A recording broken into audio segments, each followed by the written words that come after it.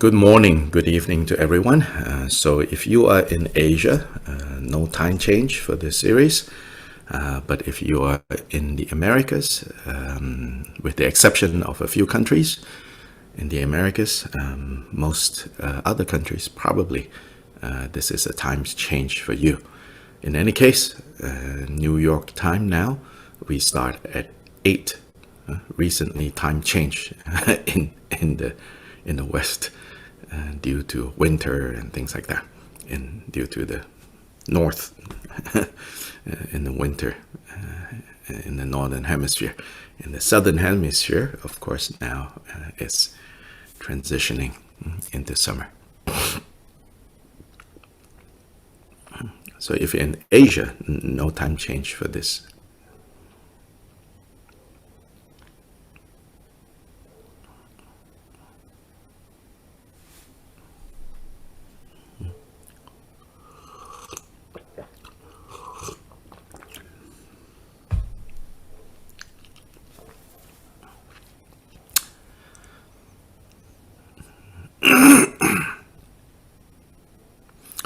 Those of you who follow the list of things that I do for the week, with regards to the old time, right?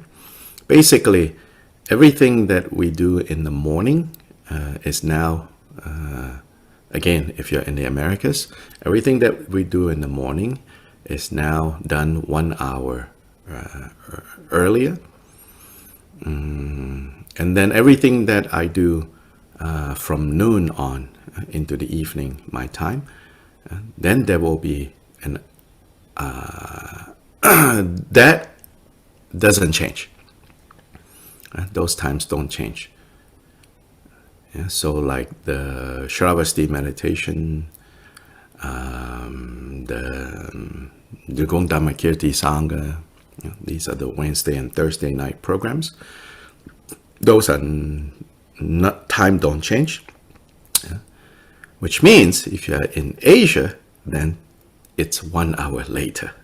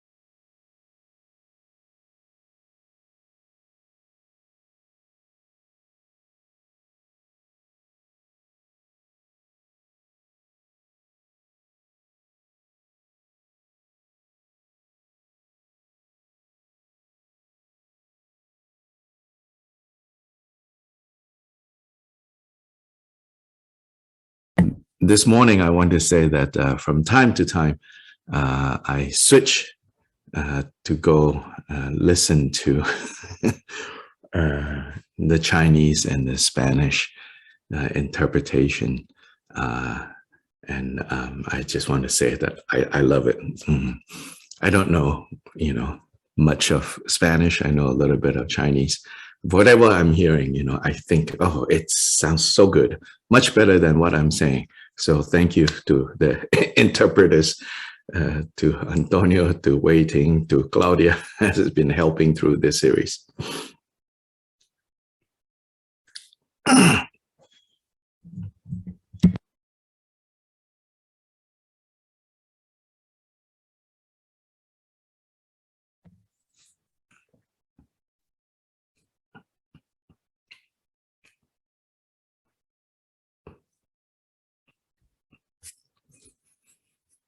So let's start now with the usual opening recitations.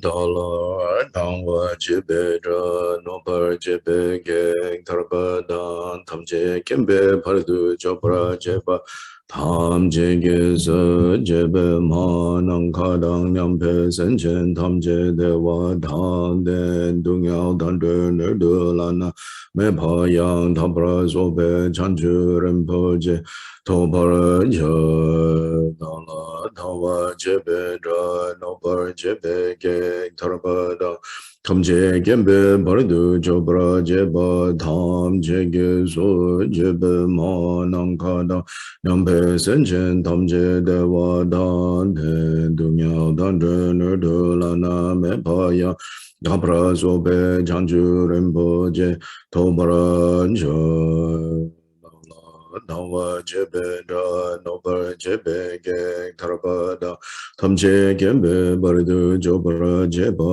tam je ge so je be ma nang ka da Nyam pe sen chen tam che de wa dan de du nya dan de ne du la na me pa ya da bra so pe chan chu ren po che do bra jo da la da wa che pe do no par che pe ge thar ba da tam che kem pe bar du jo bra je pa tham che ge so che pe ma na ka da nyam pe sen chen tam che Dewa dan ten du miao dan de ne de la na me pa ya da pra so be chan ju ren po je to pra je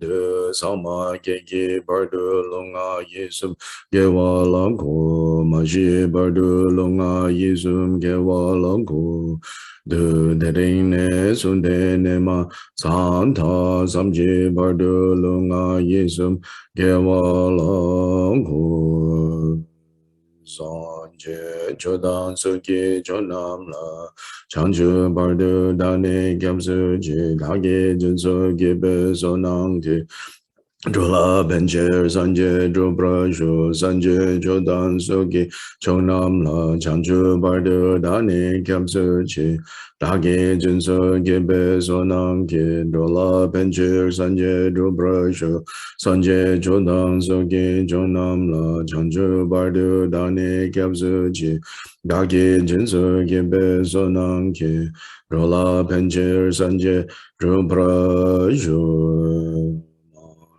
Kadang nyam pe sen chen tam che de wa dang de we gyun dan den pra gyur ji dung yao dang dung yao gi gyur dan de wa gyur ji dung yao me pe de wa dang me de wa gyur ji ne ring cha dang ni dang de we tang nyang la ne pra gyur ji ma nang kadang nyam pe sen chen tam che de wa dang de we gyun dan den pra gyur ji Dung yao dang dung yao gi gyu dang zhe wa gyur ji dung yao me pe de wa dang me zhe wa gyur ji ne ring cha dang ni dang zhe wei tang niao la ne pra gyur ji ma dang ka dang nyam pe sen chen tam che de wa dang de wei gyu dang den pra gyur ji Dung yao dang dung yao gi gyu dang zhe wa gyur ji Dung yao me pe de wa dang me zhe wa gyur ji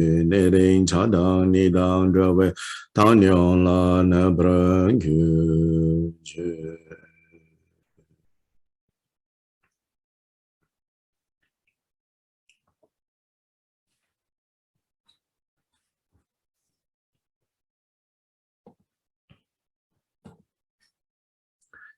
Now just take a few moments to let body and mind settle quietly, evenly, settle in a way that is stable on the one hand, and on the other hand, maintaining presence, clarity, brightness of mind.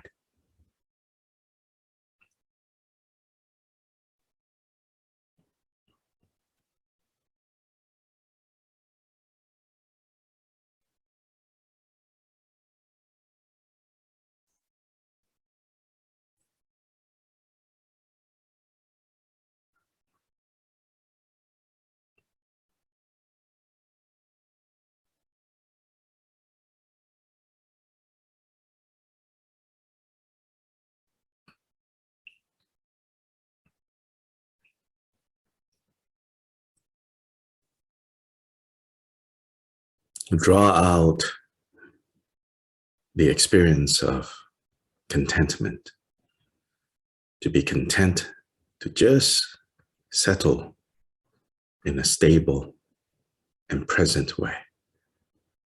And so with the contentment, with regards to being able to settle body and mind in the same place, then we don't have to shut our senses, because no matter what sense objects that might be going on all around us, we are not interested, and so we will not be distracted.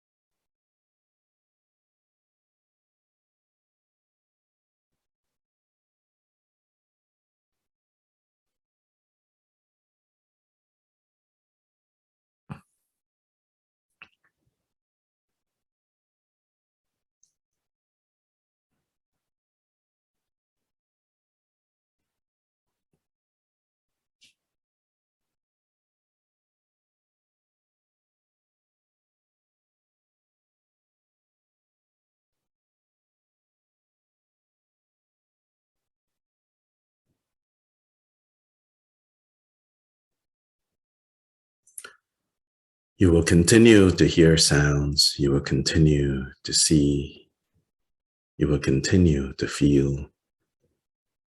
Let that all come and go with ease, without obstruction, without stress.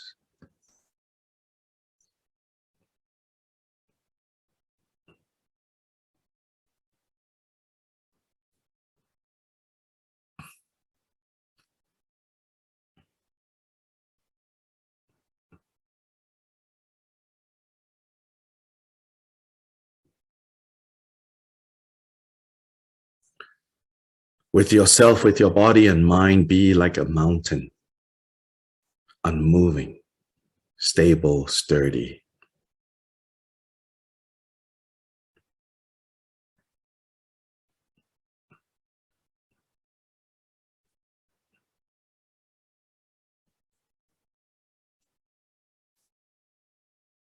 And let all the sense experiences, including thoughts, be like the visitors to this mountain. They come and they go, they grow and they die, but the mountain itself remains unmoving.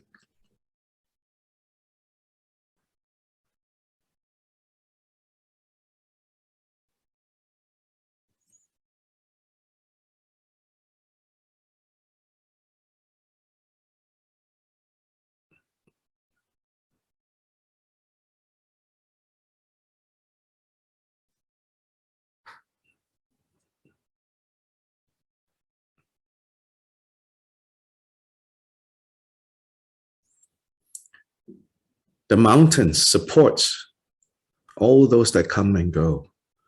The animals, the insects, the birds, they come, they go. The rivers, the streams, big and small, flow through. The plants grow and die and perpetuate, but the mountain itself does not move.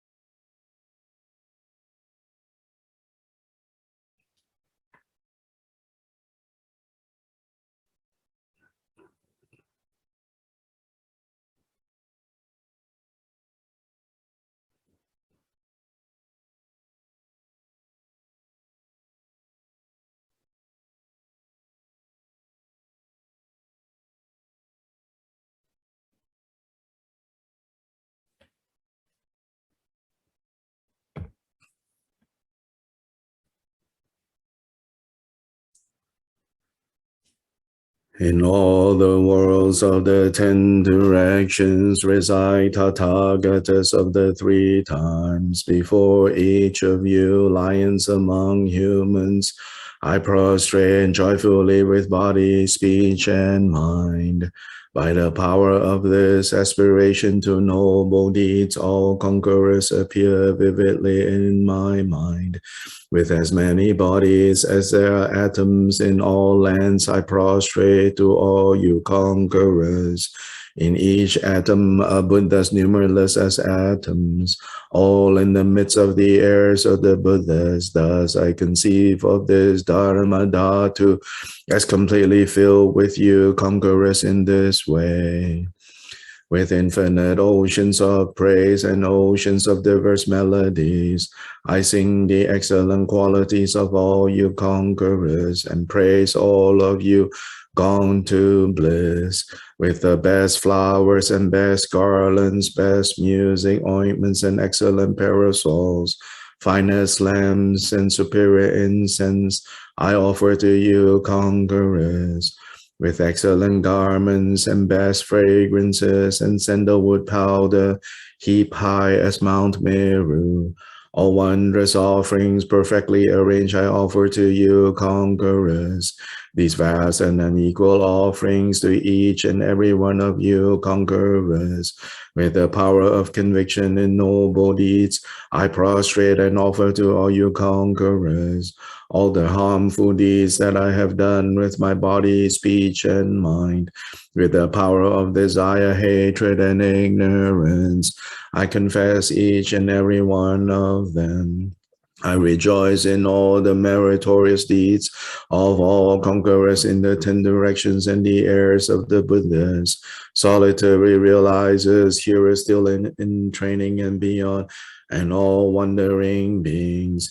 You who are lamps of the world of the 10 directions, who have unobstructedly attained Buddhahood through the stages of Bodhi. All you who are my protectors, please turn the unexhaled wheel of Dharma. With palms together, I earnestly beseech you who may intend to manifest final nirvana. Please remain for as many eons as there are atoms in the world, for the happiness and well-being of all wandering beings. Whatever slight virtue that may have been gathered through prostrating, offering, confessing, rejoicing, requesting, and beseeching, I now dedicate to complete Bodhi.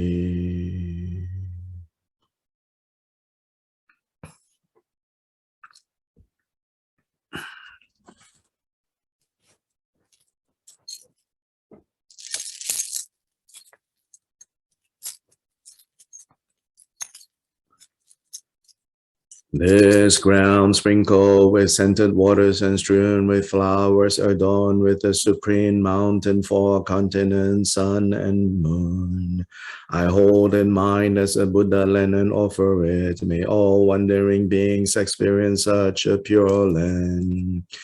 To the Gurus who possess the 3 kayas, I offer the outer, inner, secret, and thusness offerings. With my body, wealth, and all phenomenal existence, please grant the unsurpassed supreme attainment. Whatever slight virtue I may have gathered through prostrating, offering, confessing, rejoicing, requesting, and beseeching, I now dedicate it to complete Bodhi. Om Guru Devada Ki Nirana Mandala Pratitya Soham. Please turn the wheel of Dharma of the greater, lesser, and common vehicles in accordance with the dispositions and mental capacities of sentient beings.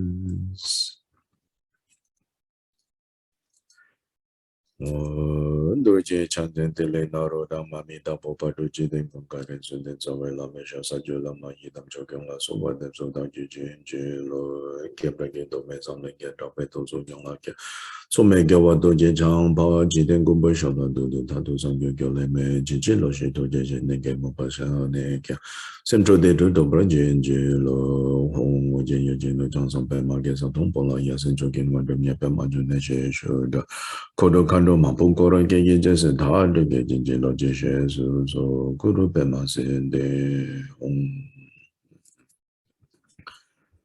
오메 저기 얘기보다는 무슨 산재 군진고 뭐니 라세 조금 것도 돈제 봐 자외라메 샤라 소와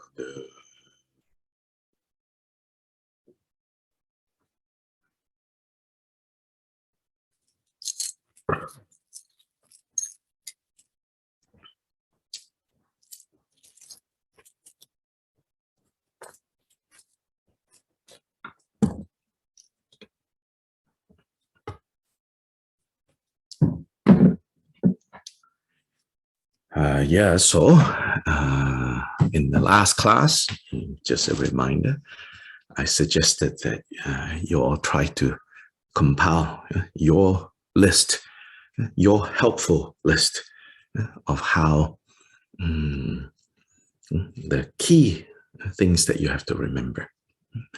So we can tell, from the earliest recorded teachings that the Buddha gave, that yes, from time to time, but the Buddha clearly taught things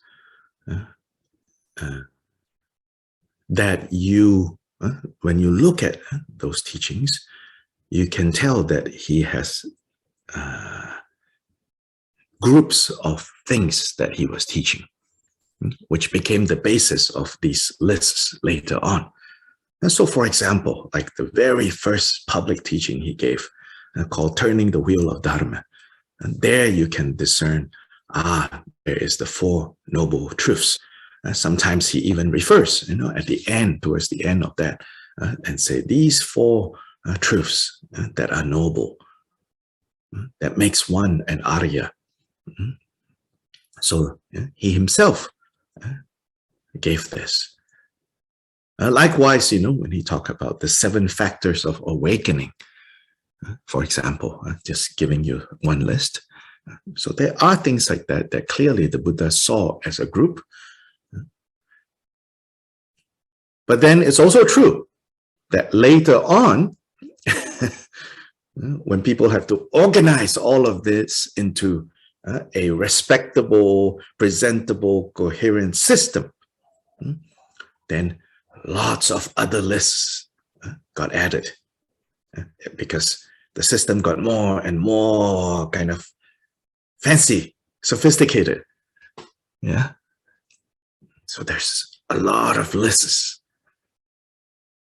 So someone even joked and said, while people in other religions have to struggle with, this God, meaning like, how can God be all loving and also all powerful? These two qualities seem to contradict, right? If God is all powerful, there should not be suffering in the world.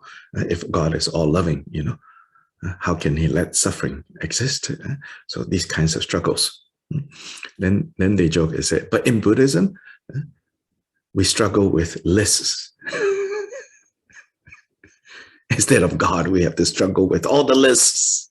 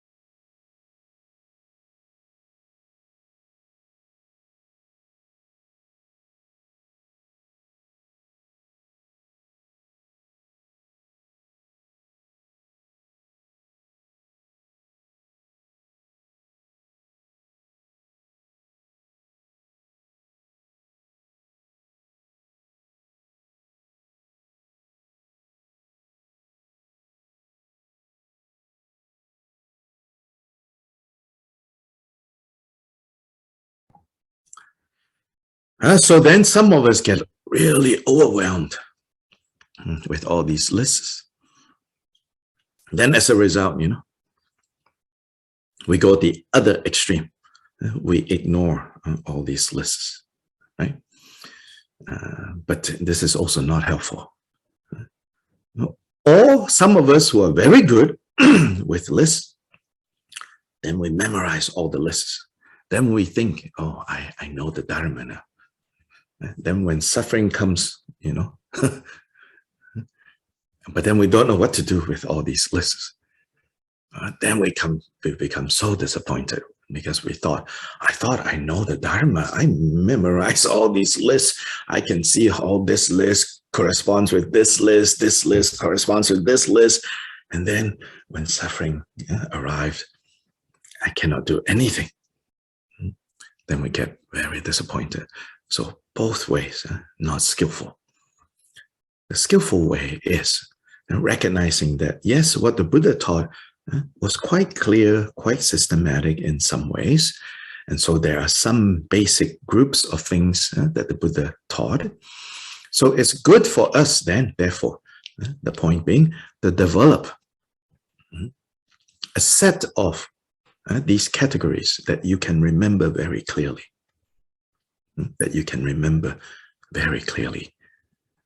So I already started, right, recommending to organize your list into perhaps the three groupings of to give up, to abandon, to stop the non-virtues, to cultivate the virtues, and to subdue the mind.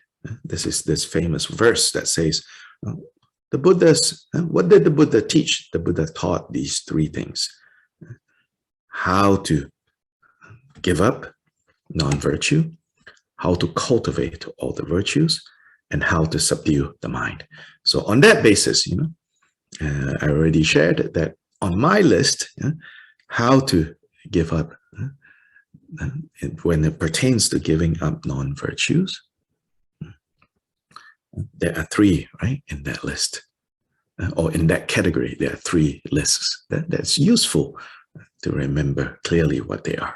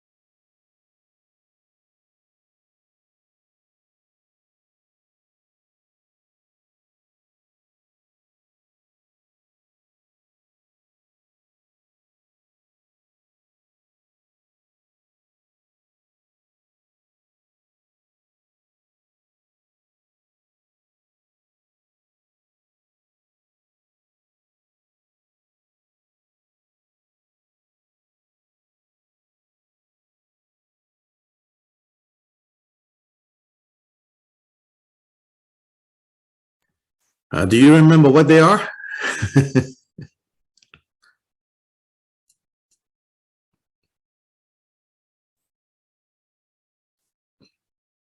What are they?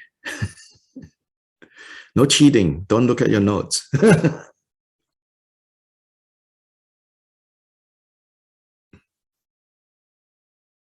Oh, don't be shy. What are they?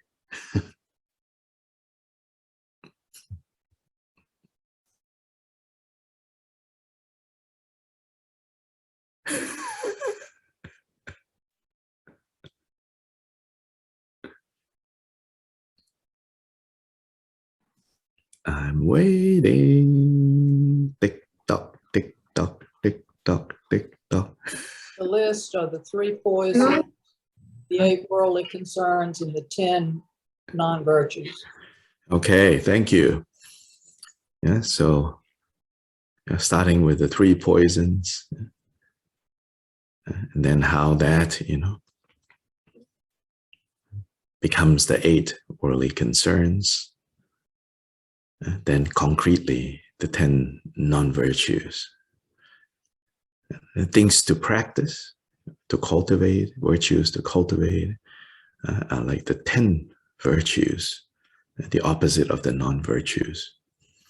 And then the 6 paramitas, for example. Yeah.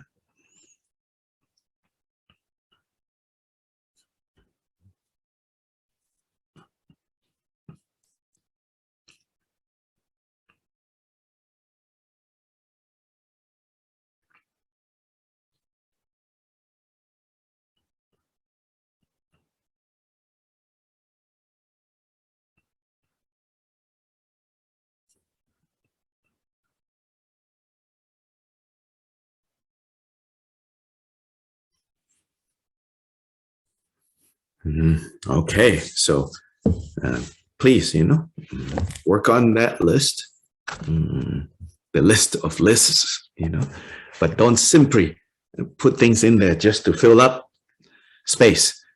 I think this is in part what was going on with the proliferation of lists. People got carried away by, the more lists, the better. And then in the end, I think that's good for scholars who have to debate each other, but we don't need that,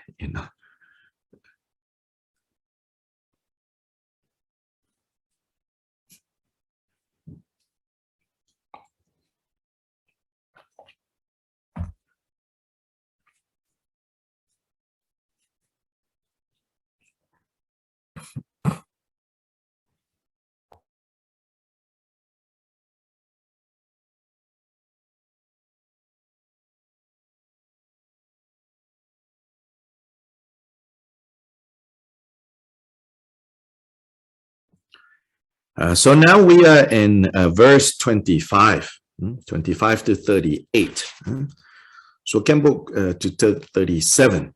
So Khenpo Gunpel identifies this section as Shantideva pointing out, introducing to us, reminding us the qualities of solitude.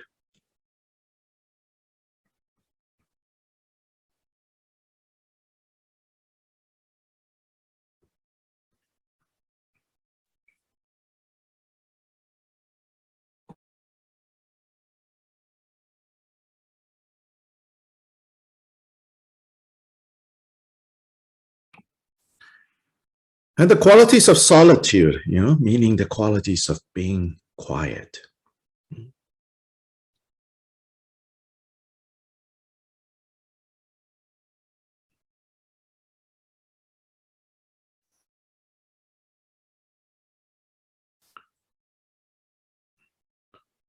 A quiet place, a quiet mind, a quiet environment.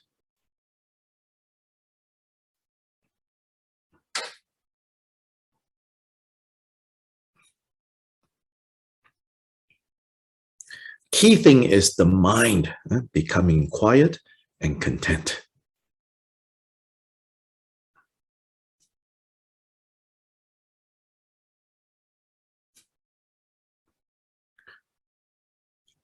And of course, the external environment can have a big effect on how we have this, how we arrive at this place of inner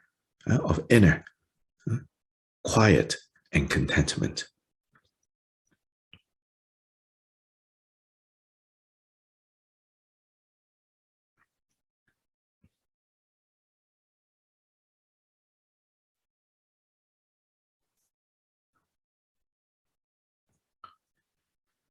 So now let's read this section and see the details that Shantideva provides.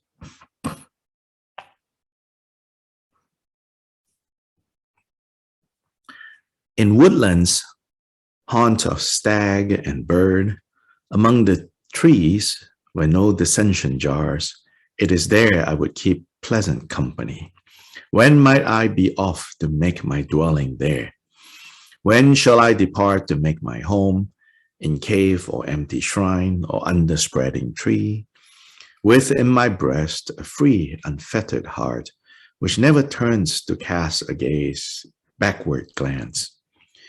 When might I abide in such a place unclaimed and ownerless, that's wide and unconfined, a place where I might stay at liberty without attachment? When might I be free of fear, without the need to hide from anyone, with just a begging bowl and a few belongings, dressed in garments coveted by none? And going to the charnel ground, when shall I compare my body with the dry bones there, so soon to fall to nothing, all alike? This form of mine, this very flesh, is soon to give out such stench that even jackals won't come close, and that indeed is all it will become.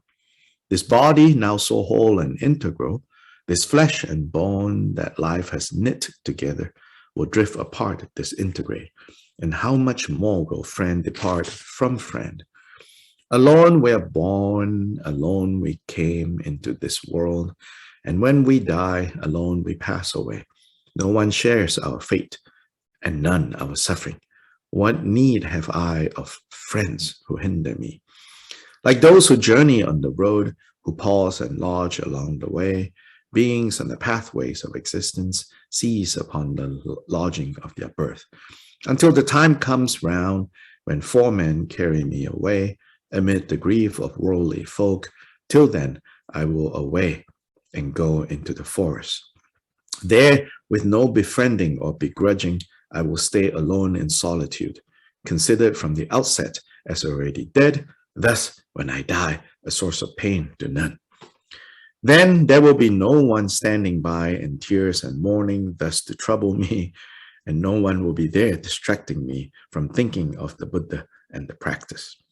Therefore, in these lovely gleaming woods, with joy that's marred by few concerns, where mental wandering will cease, I will remain in blissful solitude.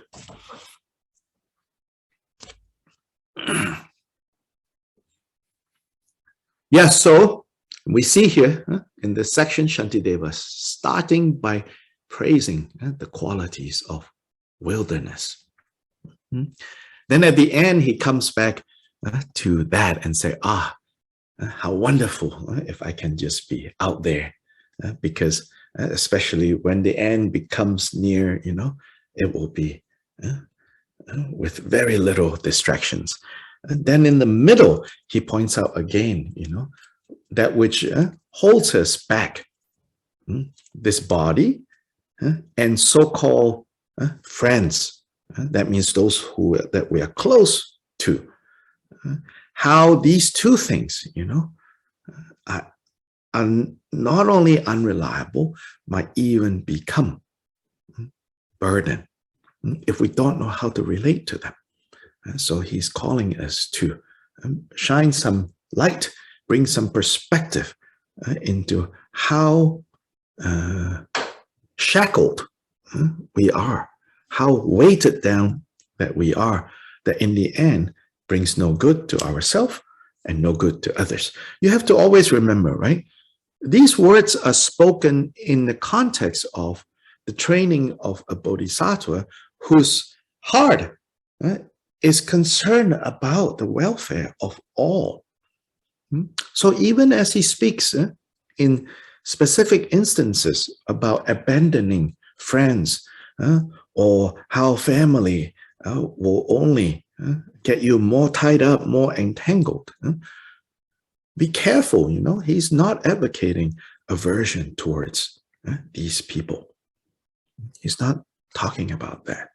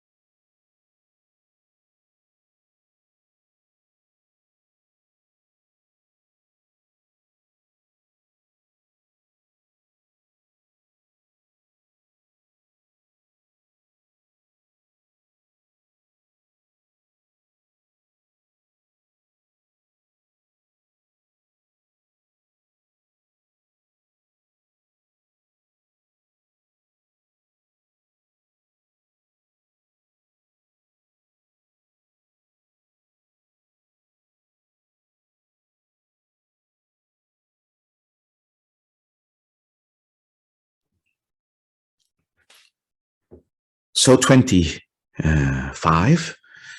In woodlands, haunts of stag and bird among the trees where no dissension jars, it is there I would keep pleasant company. When might I be able to go there? This is such a beautiful, he says out in the woodlands, where stag and bird, trees, oh, when can I go out there?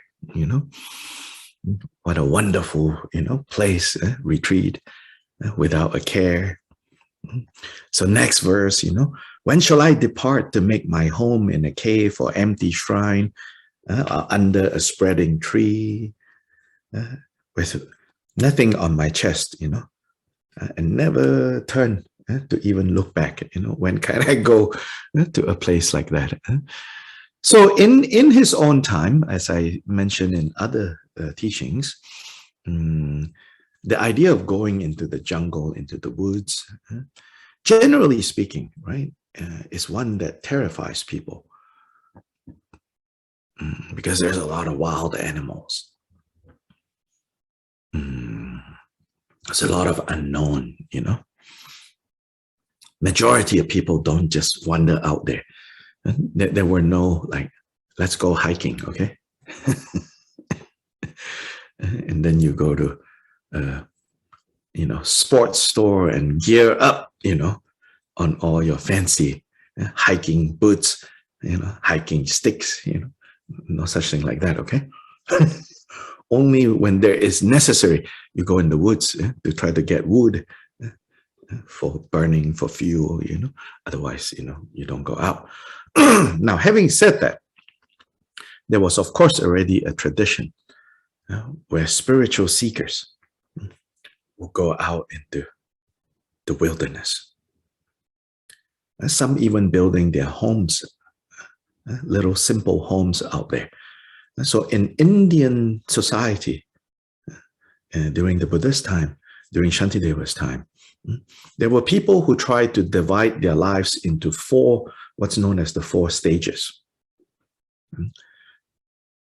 When young, at the stage of a student, you'll be sent to go learn from a teacher, living with the teacher, serving the teacher, learning in many ways, not just book learning, also learning, how to be a grown person, to serve the teacher. And these are not necessarily religious. So the teacher will have a family, wife, kids. So you are part of that. Then after you learn, second part of your life is to be a householder, raise a family. The third part of the life they call forest dweller. I think Vanaprashta, forest dweller. So the ideal there is that now you have raised your kids, you have married them off, they're all taken care of. Now you and your spouse will retire into the forest and increasingly turn your attention, both of you, to the spiritual. Then at the 4th stage of life is called the renunciate. At that point, maybe one of the spouse have already passed on, then the other one can be full renunciation, or even sometimes both of them saying, now we should, not even be in the same hut in the forest. We should go separate ways and really focus on our next move, our next transition. Again, not out of aversion to each other, but really arriving at some understanding. So this was like during in ancient times in India, not particular to Buddhism even, just the general Indian society had that ideal. So when Shantideva is talking about describing this, it almost sounds like, this forest dwelling, this kind of what we might call retirement. In America, when people reach this part of their lives, they move to Florida. And buy a big RV, and drive around, in the southern areas that is, warm in the winter. RV dwellers, recreational vehicles, this big, become RV dwellers, not forest dwellers. So this description here, Shantideva, it really sounds like that. But Shantideva is saying, don't wait until retirement.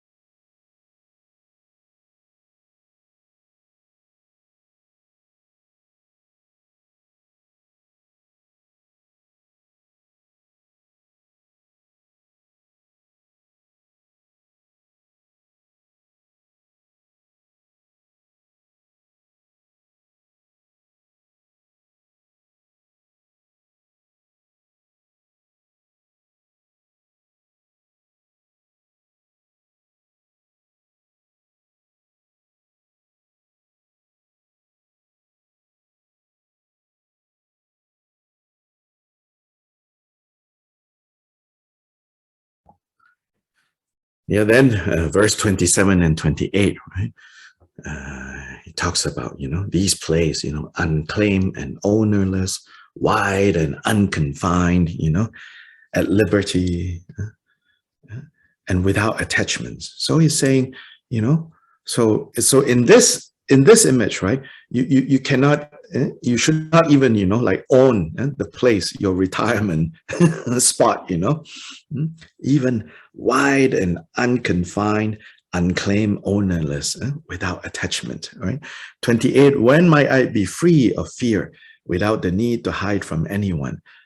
Just a begging bowl and a few belonging, dressed in garments coveted by none.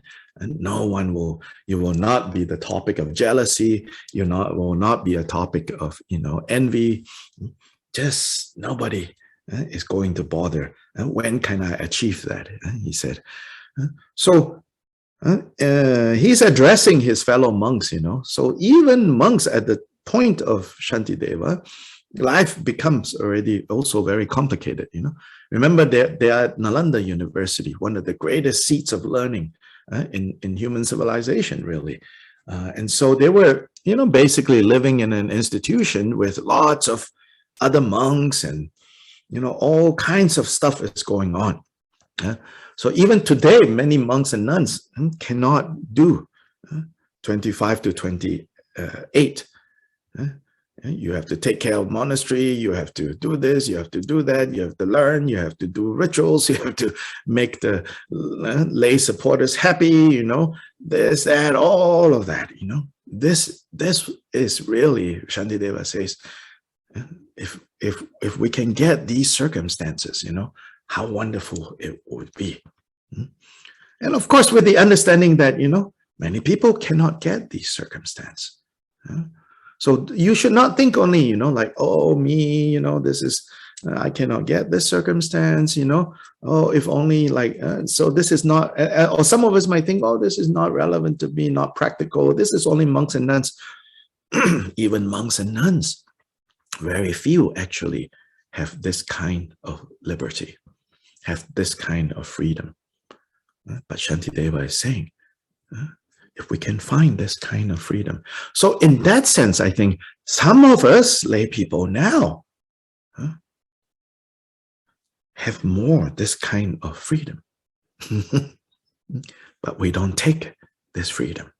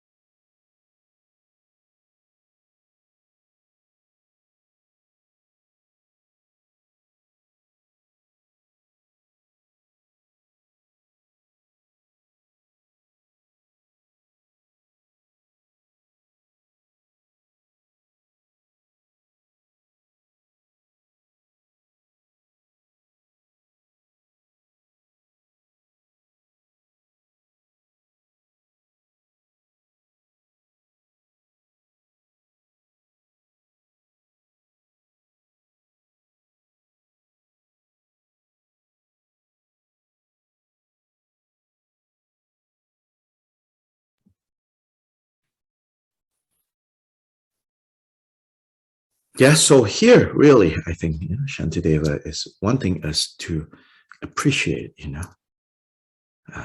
that it's good if we find these circumstances, and then we should kind of try to live to whatever degree of this kind of circumstance. And you don't have to think of it in such like absolute terms, Either I live really busy place, or what's described by Shantideva.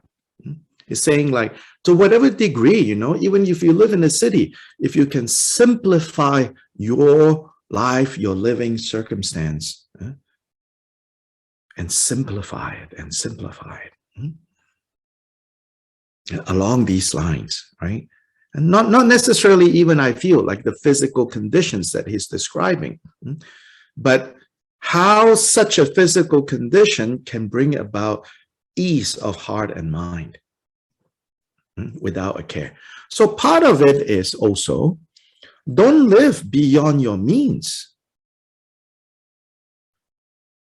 When you live beyond your means, then you constantly have to think about, how can I continue to have this? Just live a little bit under what you can reasonably, comfortably afford. Live less than that. Then you don't need to spend so much energy thinking about thinking about all these other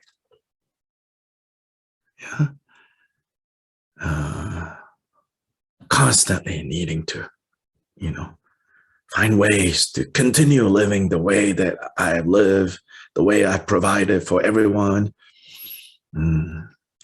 It's not conducive to the Samadhi, the mental concentration that this chapter is about. Not conducive to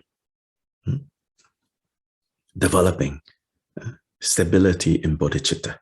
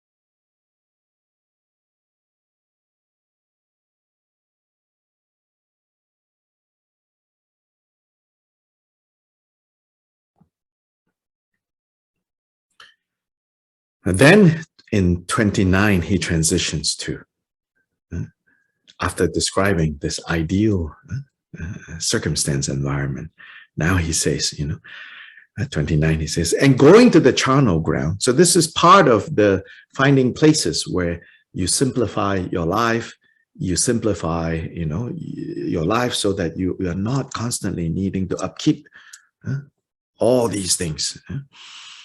And he says, going to the charnel ground. So charnel ground being like, where they put dead bodies, especially the poor. Nobody can even have enough resources to get firewood to burn the body, which is the preferred Indian way of, disposing with a corpse. And so then there are these charnel grounds where people just throw the body in. So he says, and going to the charnel ground, and he says, and when we're there, have we ever compared my body with the dry bones that are there? Have we ever thought about, that this is where we are going to be? So then this is like the segue. This is where he then transitions into, and then now let's look at, the maintenance of this body, Where's the line between doing the maintenance work that needs to be done and doing way more than that?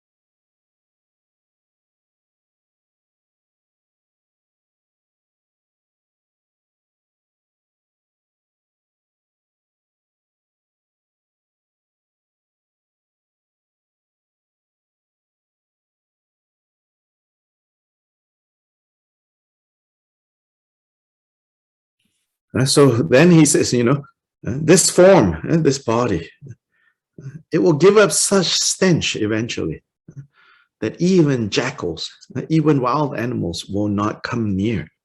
And this is what it's going to become. So he's talking about, when it's a corpse rotting away, even jackals will not come near.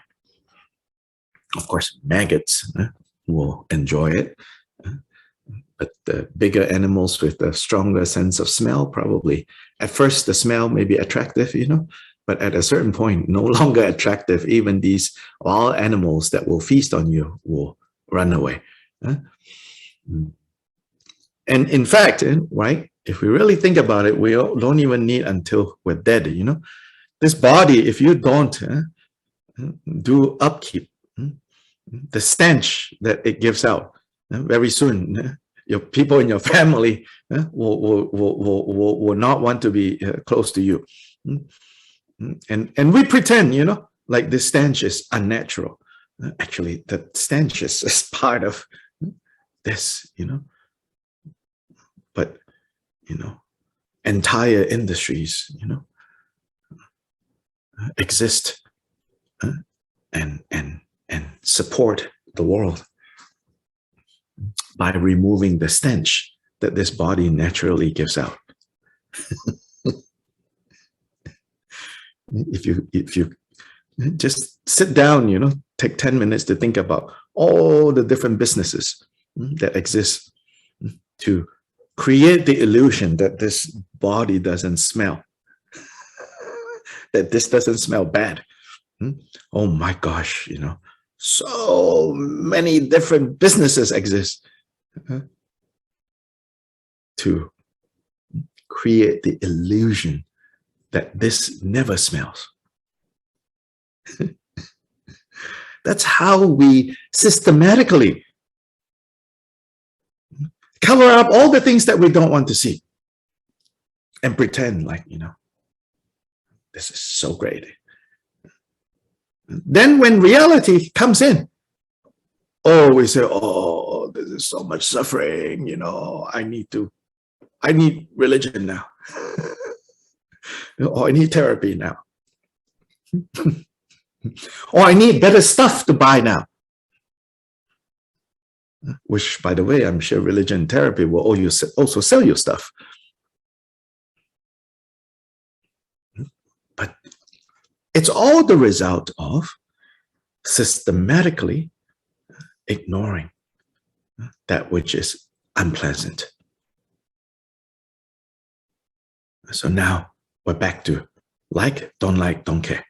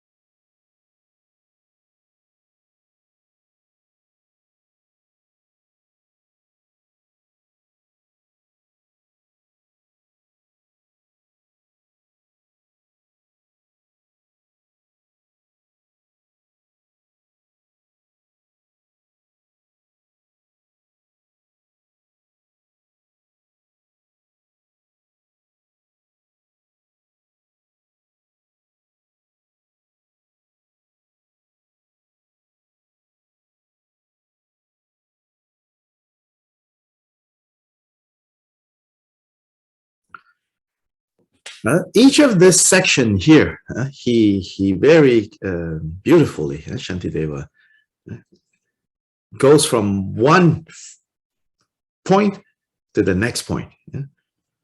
So the wandering in wilderness, Ay, le piqué sin querer, bueno. wandering in places that nobody would go, right? Then he segues to this body, because from charnel ground to this body. Now from this body, he then takes another turn, segues to the friends that we have around us and the people that we like around us. Because here he says, 31, this body, that is so whole and, but basically, it's bones and flesh. He says that life have knit together. But even this, that is so together, the flesh and the bones, it will drift apart. Then he makes that turn. He says, how much more, right? If this body, bones and flesh that have relied on each other in the course of one lifetime, bone and flesh is separating until finally separated. He said, how much more other bodies and this body, how much more unreliable this is. Or not just unreliable, how much more inevitable this parting of ways is going to be. So on the end of verse 31, and then 32, he says, alone we are born, alone we come into this world. The same when we exit.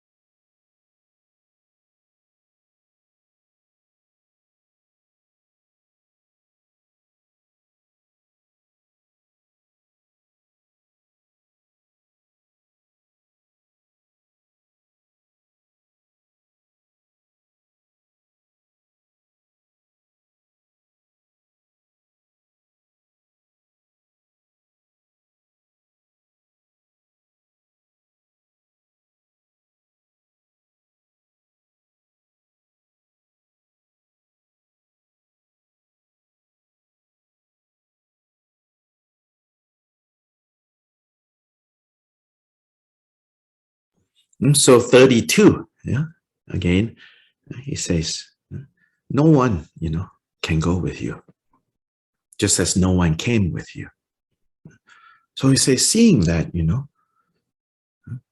especially those so-called friends that are only keeping you from actualizing the Bodhicitta vow, especially those that is just a hindrance to that, we should skillfully kind of say, no, let me not get too caught up, too mixed up with that. It also means, for me, at least, it also means, don't fight with people, like what's the point? Those are the hindrance, those who you want to fight with, those who you want to argue with, those who you want to, kind of win in your disputes with them. And this, no, even those we love, that we care about and we have good reason to want to hold close to us, in the end, we have to part ways. Then how much more, people who are annoying us, why give more energy to that and be resentful and hold on to that, just let it go, like.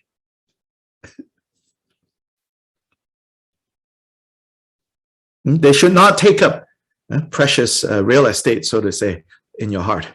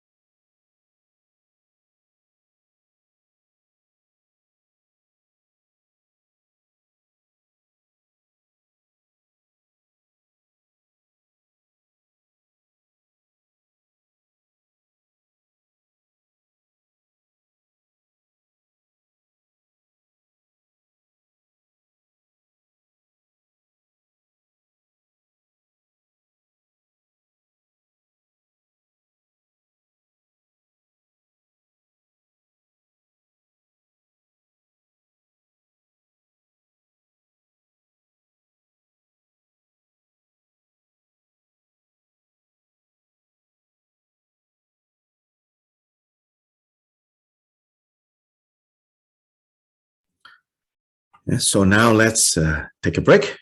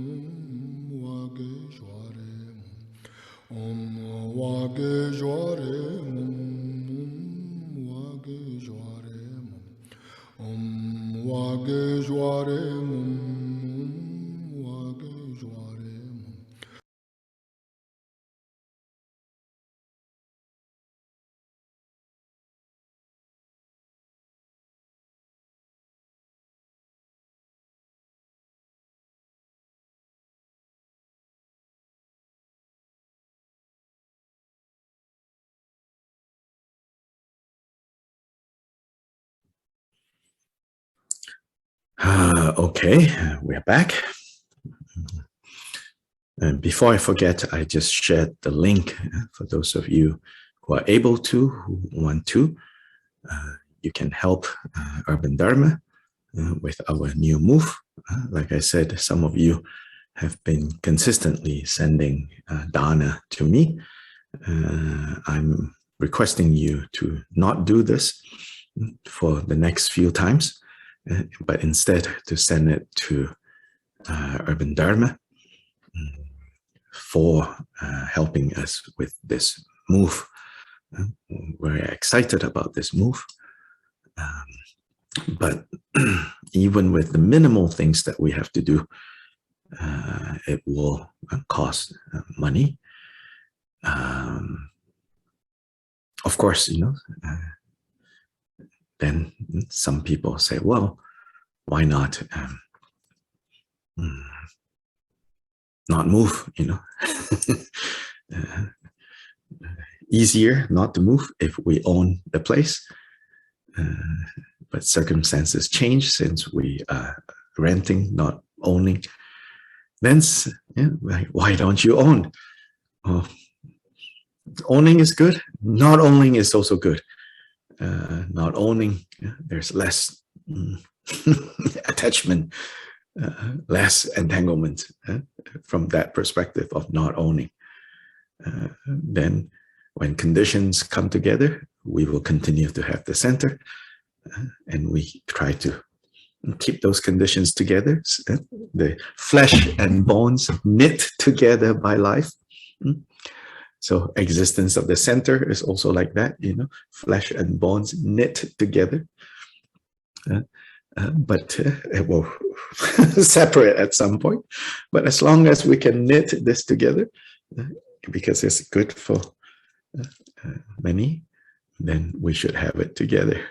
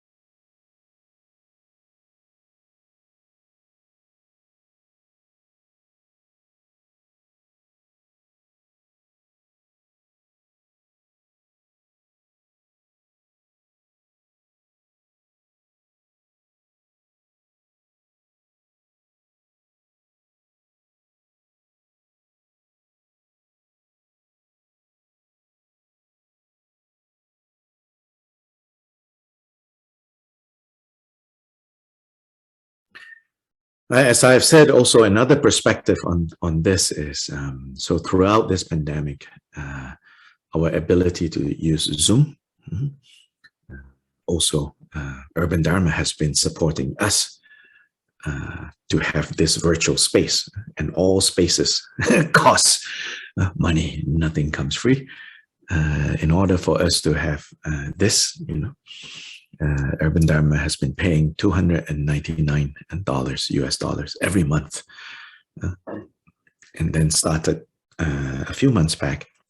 We discussed with Connected Dharma Center and say, hey, why don't we join forces? And so the Madison, Wisconsin Center, Drigong Center, have joined forces with us. So now they are paying half and we are paying half. They are very generous, very small group, but very generous to do this because they barely use it. Especially when Khenchen Rinpoche is not around. They use it to host Khenchen Rinpoche's teachings. When Khenchen Rinpoche is out of the country, then Khenchen Rinpoche doesn't use, but they say, never mind, they would like to help. So I'm very appreciative to the Madison, Wisconsin Center, helping with half of the space that we're using, this virtual space. So as I said, I believe that we are, in terms of what we have to take care of in terms of Dharma facilities, our first responsibility, I really believe, is our local Dharma conditions. So for each of you in your physical location, you have a local Dharma circumstance that you should primarily focus on. If you have more, if you are inspired to help other places, then you should help, of course. So for many of us here, this is one of our local, which is this virtual space. So again, if you can, it will help our transition if you pass along a few dollars.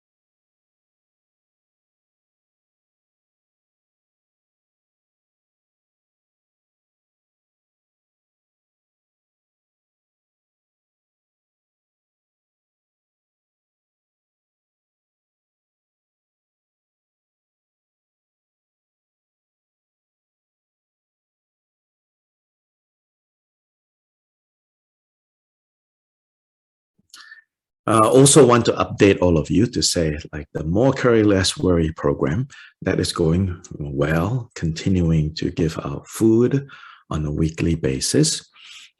So we're good there, actually. Don't need to send more money. We still have money here, which is being collected by Urban Dharma. And we have enough to last us for a while. So thank you so much for those of you who have been contributing to this More Curry, Less Worry program that I initiated, a very small thing. Every week, 50 meals that we provide in the Kathmandu area.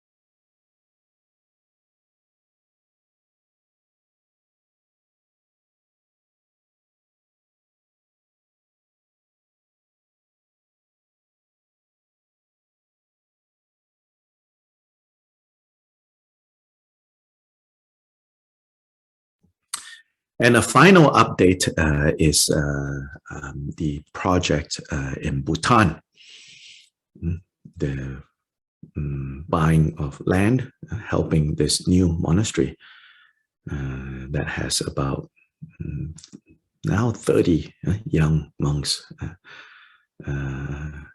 If Javier, if you're there, if you can share the link for that, that would be great in the chat.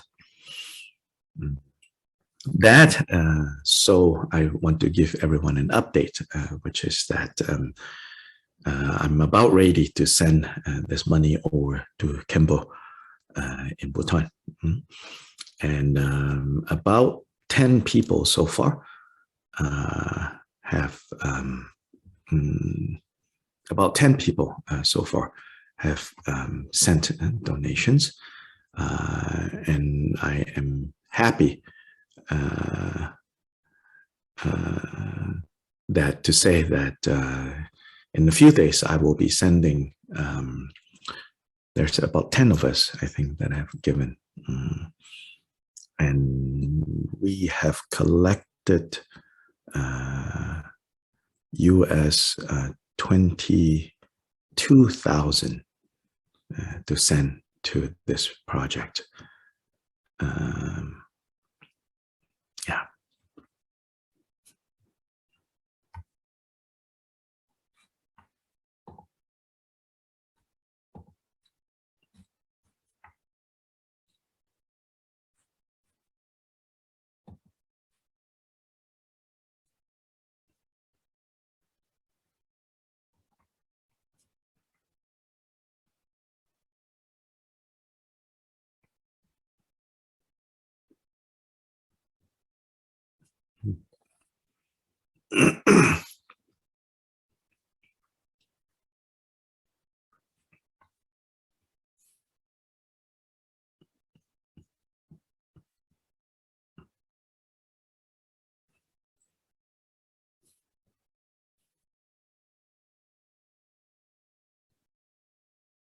The total that they needed was 37,000 to completely get the land that is being sold.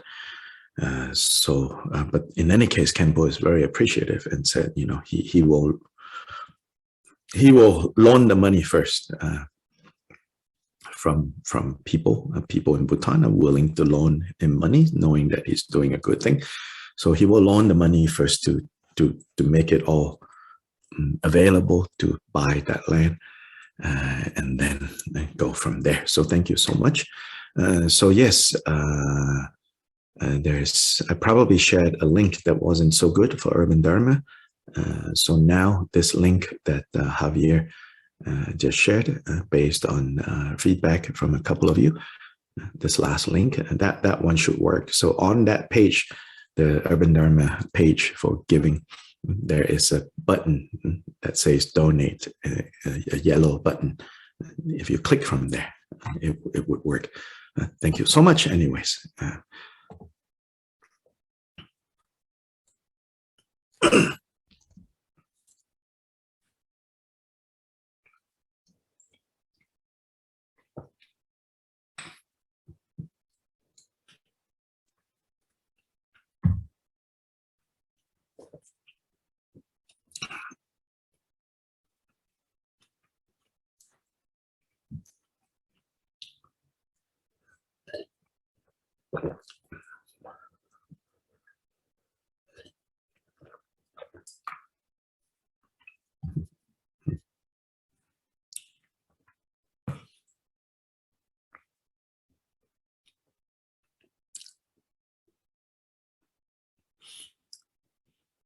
So now, verse 33, like those who journey on the road, who pause and lodge along the way. This is basically, you know, our situation. But the problem is that when we pause and lodge along the way, some of us, many of us, most of us, mistake the hotel to be our home.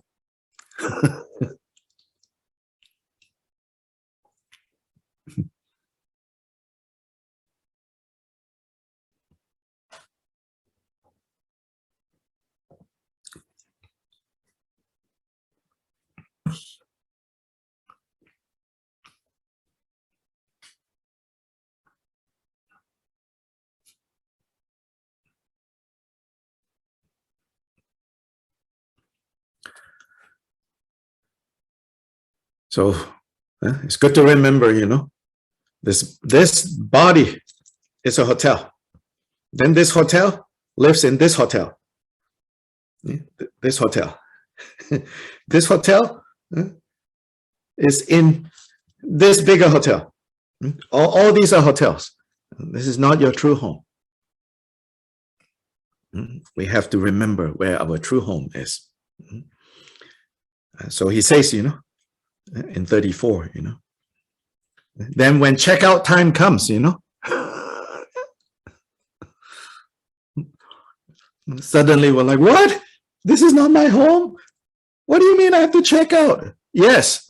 And in this case, the checkout is the 4 people that will carry you, your body out. Then so much. And then even the hotel people, the cleaning people, all that, they might be crying, because no more your tips, no more, if you're a good hotel guest, if you're a bad hotel guest, then maybe they clap, yeah, he's gone. But if you're a good hotel guest, then they cry, but then they only cry a little bit because the next guest will come, And so Shantideva says, don't forget, this is a hotel. So when you remember this is a hotel, then he says, better to go out into the forest, because there, relatively speaking, of course, even the forest is a hotel, but relatively speaking, in 35, verse 35, he says, there's no befriending and begrudging. And those two push and pull, you befriend, you begrudge, right? Some people, maybe not most of you, but some of us, like the people that we love so much, in the end, we are fighting with them. We are going to court cases with them, and, and in the news, like people kill each other because they love each other so much, all of that. It says, no. Now stay in solitude.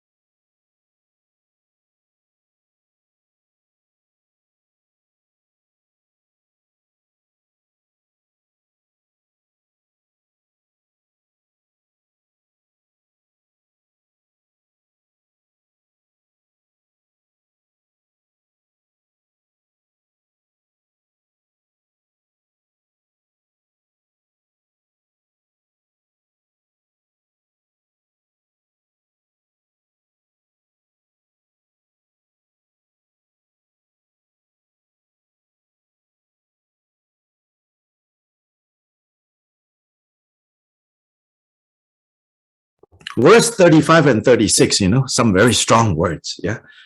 You have to listen to it according to your ability. I always emphasize all the teachings of the Buddha, sometimes, like it's a punch in the face. Sometimes, it's a punch in the face. You have to listen to it according to your ability, your situation, your circumstance. So don't get all worked up. Say, I don't like this, or on one hand, I don't like, on the other hand, you try to do, then you force it, and then it all becomes a big mess. This is not how we practice the Dharma.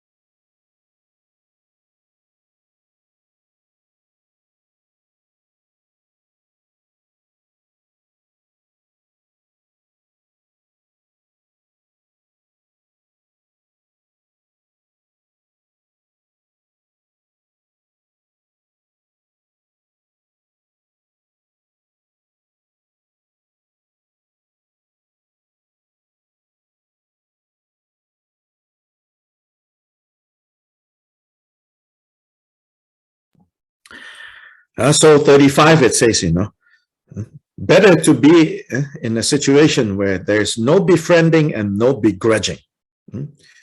Then, I'm already gone from them, already considered dead, he says then.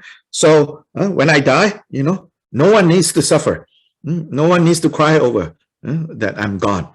36, then there will be no one standing around, in tears and mourning. And then also makes it hard for me to go where I need to go. He says, and no one to distract like this, that's much better, he says. Really, from one standpoint, absolutely, he's correct. Whether we like this or we don't like this, these are true words. But we have to see right now how much of this we can put into practice. If we can put this much into practice, it's this much better. If we can put this much into practice, this much better. If we can put this much into practice, this much better. Yeah, this is how we relate to this.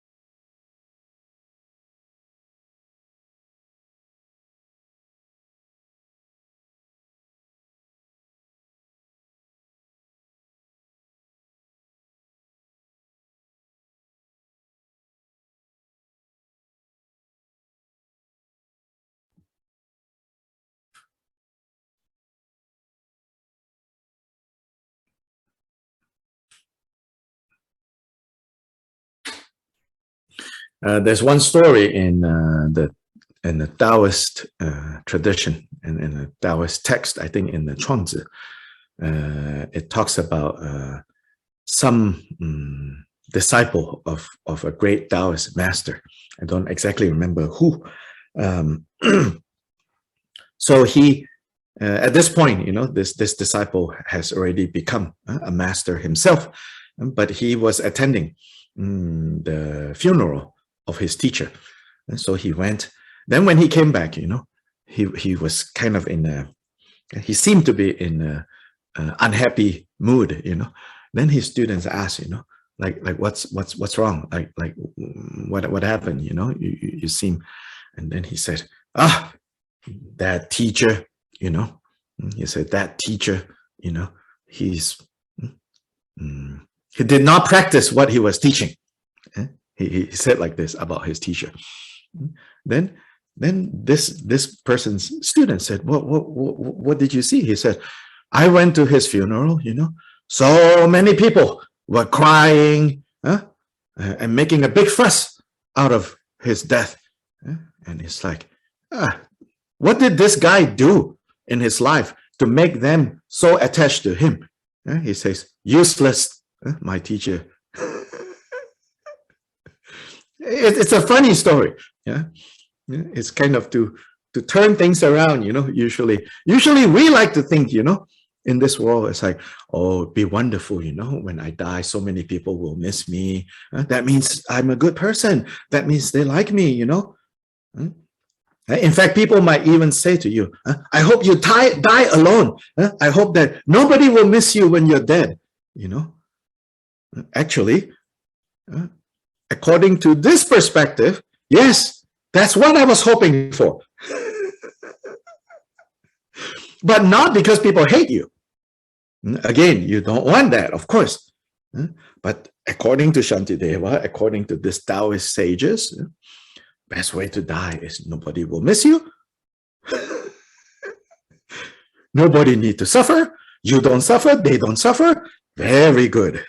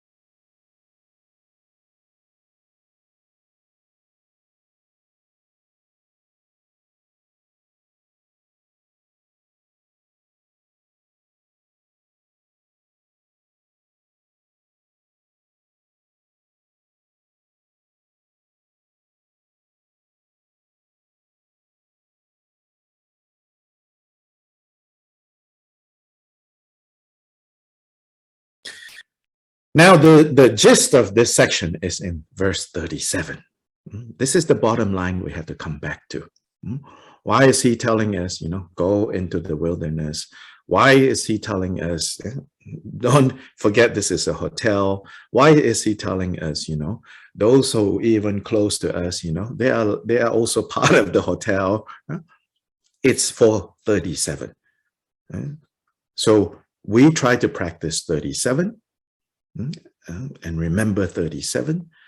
Everything between 25 to 36 are different ways that Shantideva is trying to persuade us to simplify, basically, to not create more entanglements. So 37 says, therefore, in these lovely gleaming woods, again, such a beautiful, with joy that is marred by very few concerns, with the kind of joy that is not dependent on so many factors.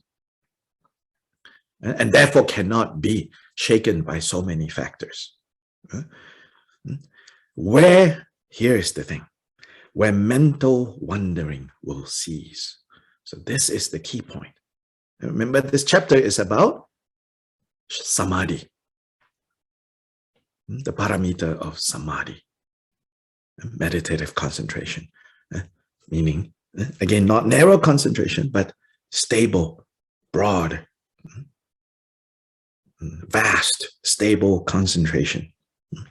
Where mental wandering will not, where mental wandering will cease, yes, I will remain in blissful solitude. You can also read this solitude as one. That means I'm no longer scattered. I'm no longer here, there, everywhere. But I am now in blissful oneness, stable, settled.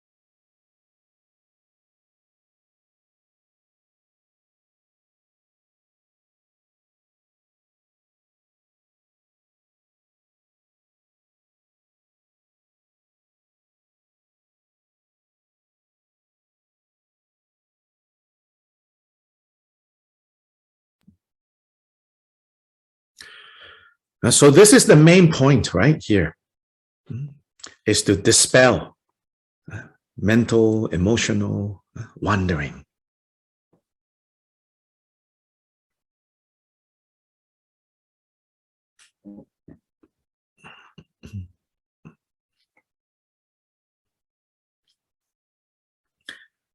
So that our body and mind can become one again. And this one will be dedicated to actualizing bodhicitta.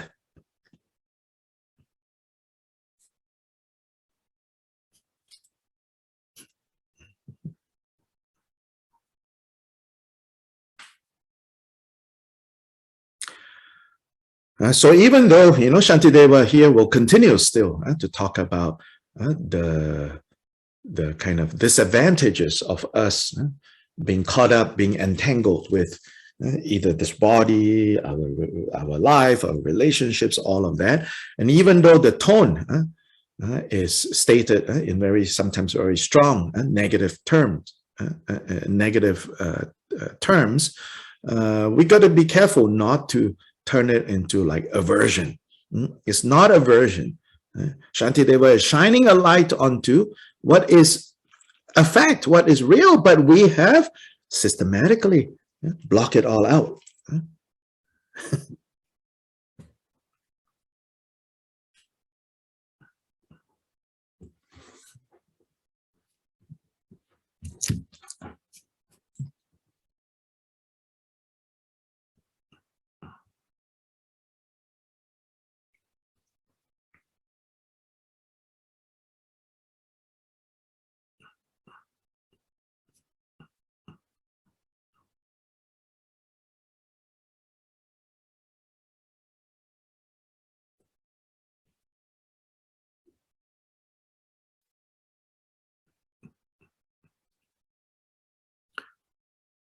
Nothing here said so far, in this section, right? That your body stinks. That you come alone and you go alone. These are all facts, You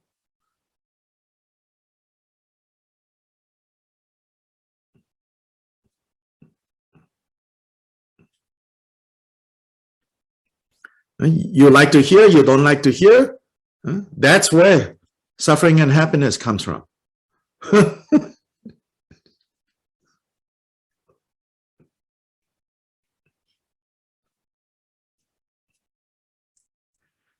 I remember one time there was a student, very earnest, wanting to learn about Buddhism. And one time after a meeting, he looked a little down.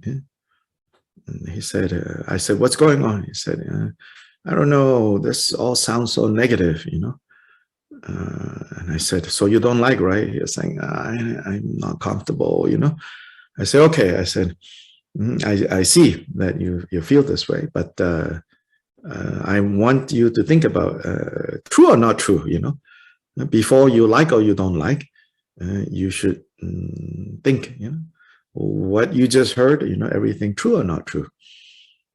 I said, if there is anything, here is what I'm offering you, I said right now. If anything that we just heard this evening that you can point to and tell me this is not true or that is not true, in this moment, I said, I will promise you, I will stop being Buddhist.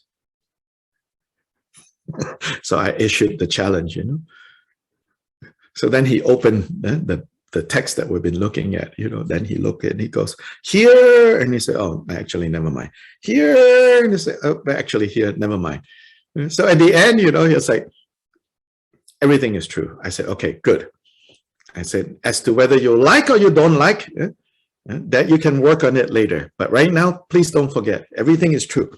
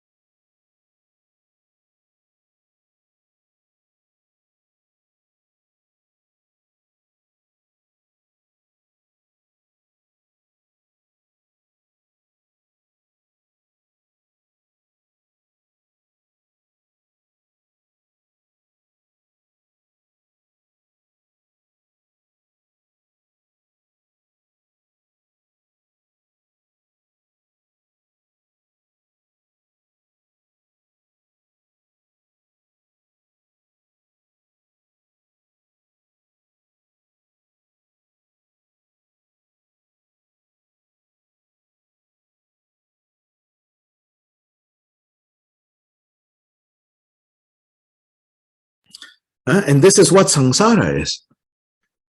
Getting carried away by like and don't like. And forgetting what is true, what is. And getting caught up in temporary like and don't like. All these likes and don't likes are so unreliable. We have it, of course. I have a lot of it. I have a lot of it, but all of it is unreliable. So in a way, if you look at a bigger point of view, it's not so much that you have to work on not having like and dislikes. At least if you ask me, how I personally relate to this, it's not so much that I stop having likes and dislikes, but If I can get to a point where I can see all my likes and dislikes are completely unreliable, so then I do not need to be enslaved, right, to the feelings of like and dislike that comes up temporarily. And I don't have to act on every like and dislikes that I feel. That already I feel is very helpful. Buddhahood or not, I have no idea.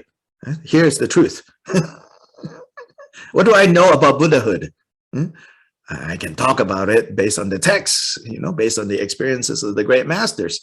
But from where I am, what I can see is that if I can see how all these likes and dislikes that come up all the time, like, don't like, don't like, don't like, don't care, that they are all unreliable, temporarily. And so don't get caught in them. Then already, wow, this is so good.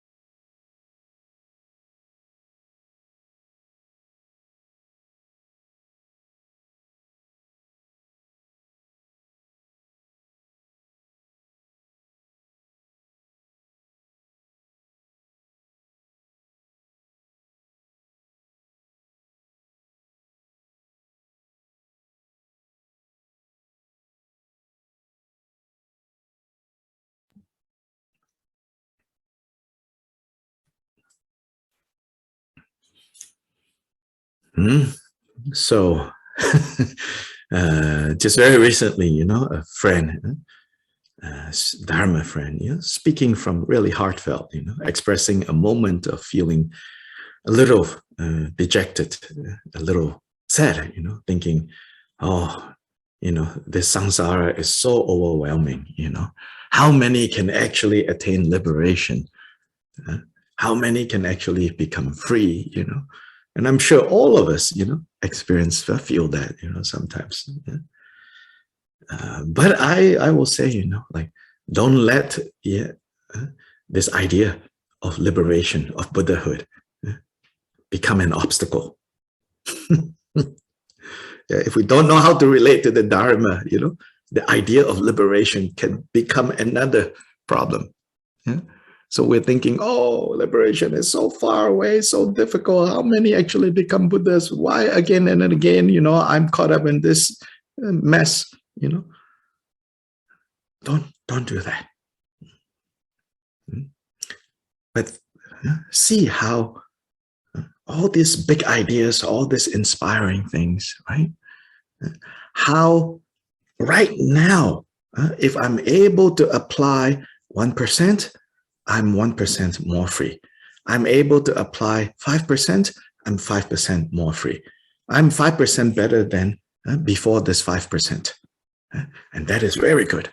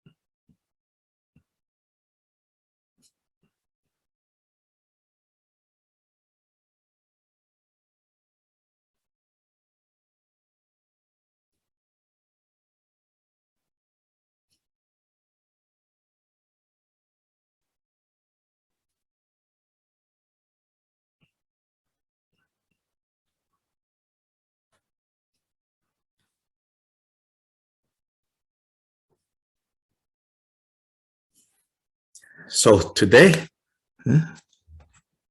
we will end here and we'll do the dedication. Then I'll see you all on Saturday at this new time. Again, a reminder, the evening programs. So tomorrow night, if you're part of the Drigong Dhammakirti Sangha, then there's no time change for those in the Americas. Then if you're in Asia, then it's 1 hour later. Same with the Charvasti meditation class that will finish tomorrow as the last class. It will be also 1 hour later for some of you, and no time change for some of us.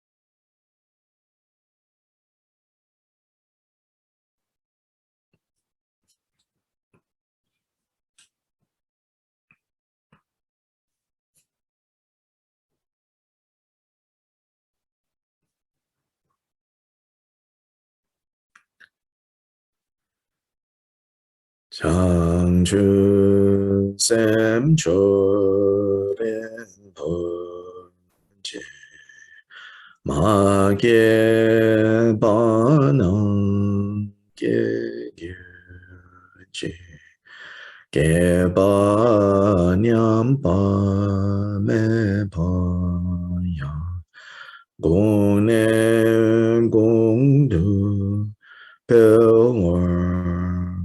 sure.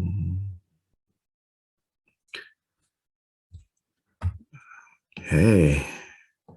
Thank you so much. You all have a good day.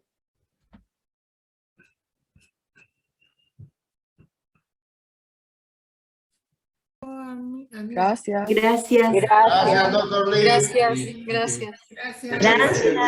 Thank you, Dr. Lee. Thank you, Dr. Lai. Thank you. Gracias. Now for now. Gracias, Antonio. Gracias. Gracias, traductores. Gracias, Antonio.